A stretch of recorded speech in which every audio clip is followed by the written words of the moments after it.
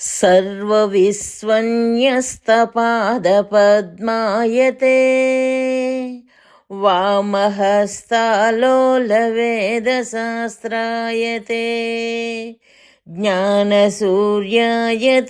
दत्तरूपायते श्रीवेणुगोपालकृष्णाय वन्दनम्। श्रीवेणुगोपालकृष्णाय वन्दनम्। श्रीवेणुगोपालकृष्णाय वन्दनम्। శ్రీదత్తవేదము అక్షర ప్రసాదము. నేను విశ్వాకారుడనై విరాట్టుగను ఉపాసింపబడుచున్నాను. ఈ విశ్వమంతయు నా భగవన్నామ రూపములే అగుచు సత్యములగుచున్నను. ఇదే విశ్వము క్రీడార్థముగా సృష్టించినందున అసత్యమునై ఉన్నది. అందువలననే విశ్వములో జరుగు వికారములన్నీయు విశ్వాకారుడనైన నాయందు జరుగవు. అనగా విరాట్టుగా విశ్వమును ఉపాసించు వారలకు విశ్వమంతయు తన దృష్ట్యా సత్యమయ్యును, పరమాత్మ దృష్టిలో కేవలము అసత్యముగా నుండుచు జీవులకు సత్యమయ్యును, అనేక వికారములతో కూడి ఉండుచున్నను. ఒకే విశ్వముండగల అనూహ్య స్థితి పరమాత్మ శక్తికి సాధ్యము.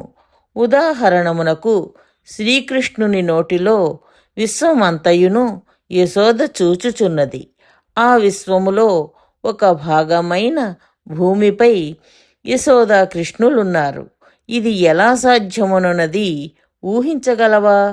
అలానే ఈ సృష్టి విరాట్టు రూపంగా భగవన్నామ రూపమై పరమార్థముగానే ఉపాసనార్థము సత్యమైనది.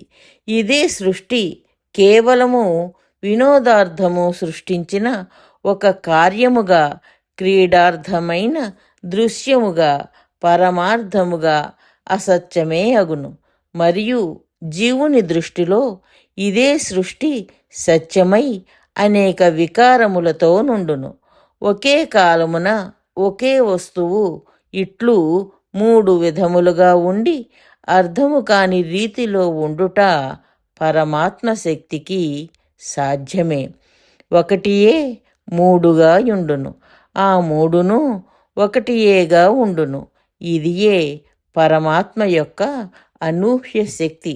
అందువలన జీవదృష్ట్యా విశ్వములో జరుగు పరిణామములు విశ్వాకారుడైన విరాట్టులో జరుగవు. కాన నన్ను విరాట్టు రూపంగా ఉపాసించుటలో ఎట్టి సంశయము వలదు. జ్ఞానము చేత నన్ను తెలియజాలవు. ఎందువలన అనగా మనోబుద్ధి తర్కములకు అతీతుడను కదా. జ్ఞానముచే నన్ను తెలియదగినచో నేతీతి ఇది కాదు అని శృతులు ఎందుకు చెప్పును?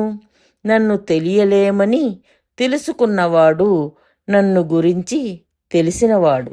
నన్ను తెలుసుకుంటేనన్నవాడు ఏమియూ తెలియనివాడు. నేను తెలియబడనని తెలుసుకున్ననాడే సాధకునిలో అహంకారము నశించును.